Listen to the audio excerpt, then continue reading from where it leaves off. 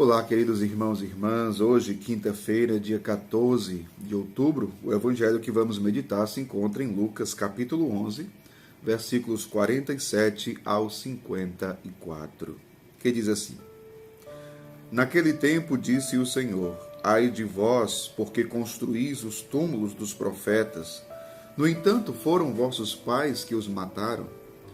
Com isso, vós sois testemunhas e aprovais as obras de vossos pais, pois eles mataram os profetas e vós construís os túmulos. É por isso que a sabedoria de Deus afirmou: Eu lhes enviarei profetas e apóstolos, e eles matarão e perseguirão alguns deles, a fim de que se peçam contas a esta geração do sangue de todos os profetas derramado desde a criação do mundo, desde o sangue de Abel até o sangue de Zacarias, que foi morto entre o altar e o santuário. Sim, eu vos digo, serão pedidas contas disso a esta geração. Ai de vós, mestres da lei, porque tomastes a chave da ciência. Vós mesmos não entrastes e ainda impedistes os que queriam entrar. Quando Jesus saiu daí, os mestres da lei e os fariseus começaram a tratá-lo mal e a provocá-lo sobre muitos pontos. Armavam ciladas para pegá-lo de surpresa por qualquer palavra que saísse de sua boca. Palavra da salvação, glória a vós, Senhor. Queridos irmãos e irmãs, é muito interessante como Jesus, na sua missão, na sua vida pública, teve que enfrentar forte oposição. E forte oposição por parte daqueles que eram religiosos, que eram conhecedores da lei, mas, no entanto, ficaram contra Jesus. Jesus, na sua vida pública, na sua missão, no exercício do seu ministério, anunciando a boa nova, curando os enfermos, curando os doentes, expulsando demônios, e as multidões indo para Jesus, Jesus que ia atraindo multidões atrás de si, pessoas que iam abraçando a fé, só que isso incomodou demais. E é sempre assim, né? Quando a nossa missão dá frutos, ela incomoda muita gente. Ela incomoda aqueles que estão com o coração fechado para a graça de Deus, para a palavra de Deus, e escolhem viver do seu jeito.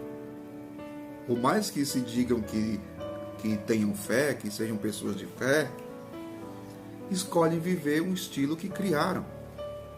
É o caso dos fariseus, dos mestres da lei. E ficam querendo impedir até que outros façam a mesma experiência. Façam a mesma experiência.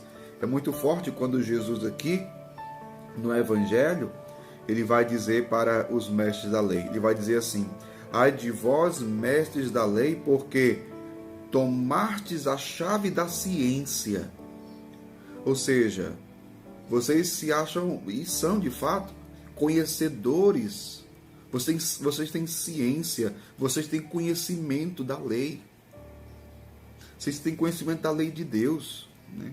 Tem conhecimento da lei de Deus. No entanto, olha o que Jesus vai dizer: Vós mesmos não entrastes e ainda impedistes os que queriam entrar. Olha o que Jesus está dizendo.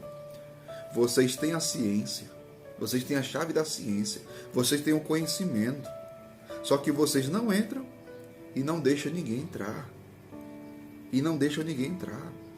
Olha só. Por isso que existe todo esse complô dos fariseus e dos mestres da lei. Olha como é que o evangelho vai terminar.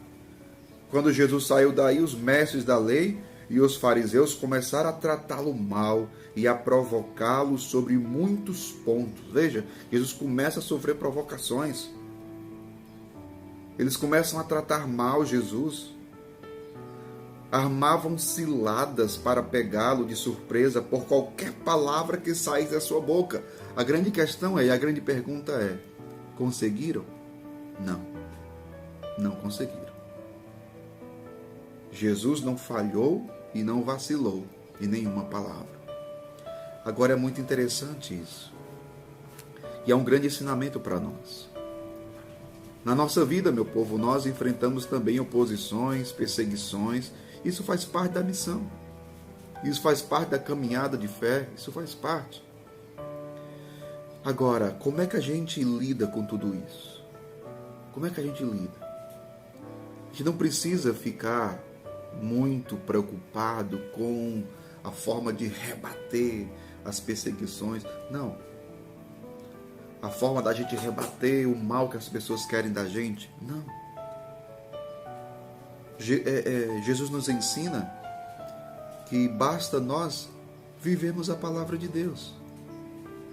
Quando nós buscamos e vivemos a palavra de Deus, quando nós vivemos a vontade de Deus, quando nós temos o nosso coração reto, então, meu povo, nós saberemos lidar com as situações.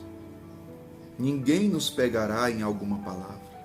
É por isso que temos que pedir a Deus a graça de mantermos o testemunho de vida.